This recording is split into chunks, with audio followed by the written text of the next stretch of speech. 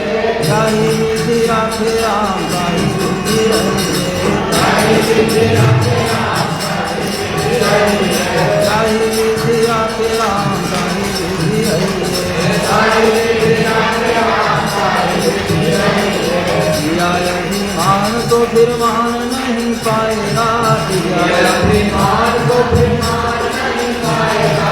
होगा प्यारे वही जो श्री राम जी को भाएगा, होगा प्यारे वही जो श्री राम जी को भाएगा। होगा प्यारे वही जो श्री राम जी को भाएगा, होगा प्यारे वही जो श्री राम जी को भाएगा। फल आशा त्याग शुभ काम करते रहिए, फल आशा त्याग शुभ काम करते रहिए। ताहि विधि राखे राम, ताहि विधि रहिए, ताहि विधि राखे राम, ताहि विधि रहिए। सीताराम सीताराम सीताराम कहिए, सीताराम सीताराम सीताराम कहिए। ताहि विधि राखे राम, ताहि विधि रहिए, ताहि विधि राखे राम, ताहि विधि रहिए। ताहि विधि राखे राम, ताहि विधि रहिए, ताहि विधि राखे राम, ताहि विधि रहिए। जिंदगी की और सो भांत दीनानाथ के, जिंदगी के और सो भांत दीनानाथ के। जिंदगी की और सो भांत दीनानाथ के, जिंदगी के और सो भांत दीनानाथ के। महलों में राखे जाए गोपति निवास, महलों में राखे जाए गोपति निवास, महलों में राखे जाए गोपति निवास, महलों में राखे जाए गोपति निवास। धन्यवाद निर्विवाद राम राम कहिए, धन्यवाद निर्विवाद राम राम कहिए। धन्यवाद निर्विवाद राम राम कहिए, धन्यवाद निर्विवाद राम राम कहिए। ताहि विधि राखे राम, ताहि विधि रहिए, ताहि विधि राखे राम, ताहि विधि रहिए। ताहि विधि राखे राम, ताहि विधि रहिए, ताहि विधि राखे राम, ताहि विधि रहिए। सीताराम सीताराम कहिए, सीताराम सीताराम सीताराम कहिए। सीताराम सीताराम कहिए, सीताराम सीताराम सीताराम कहिए। ताहि विधि राखे राम, ताहि विधि रहिए। ताहि विधि राखे राम, ताहि विधि रहिए, ताहि विधि राखे राम, ताहि विधि रहिए।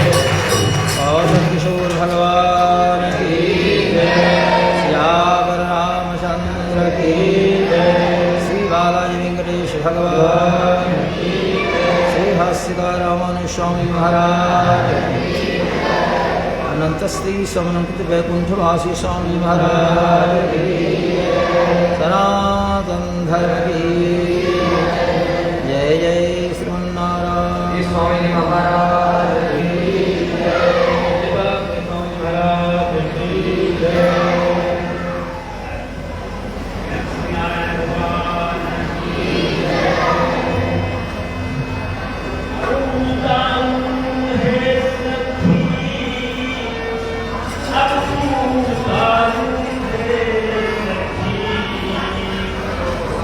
अपना राम जी के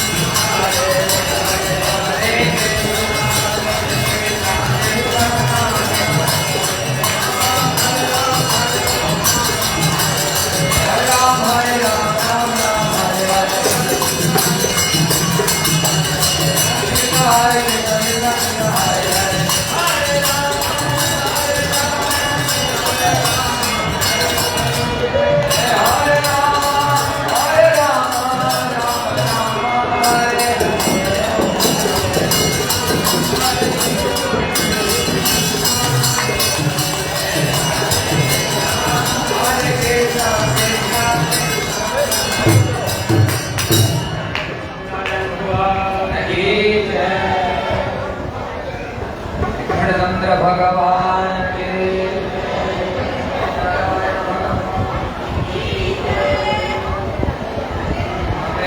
निज धर्म पर चलना, हमें निज धर्म पर बताते रोज रामायण।